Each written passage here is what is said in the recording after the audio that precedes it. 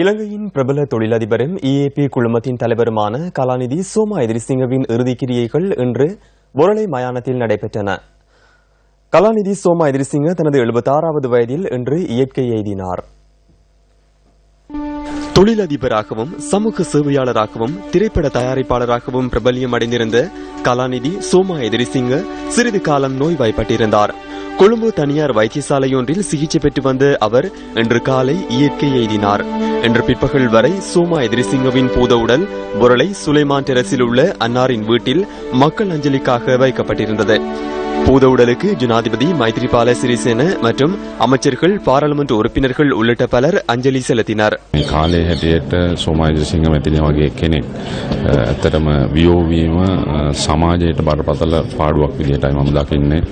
ඒ නිසා මේ පිළිබඳව අපි දැඩි ලෙස සංවේගයට කනගාටුවට පත් වෙනවා වගේම එතුමියට නිවන් සුවපත් වේවා කියලා ප්‍රාර්ථනා කරනවා. பல்வேறு துறைகளைச் சேர்ந்தவர்களும் கலாநிதி சோமா எதிரிசிங்கவின் பூத உடலுக்கு அஞ்சலி செலுத்தினர்.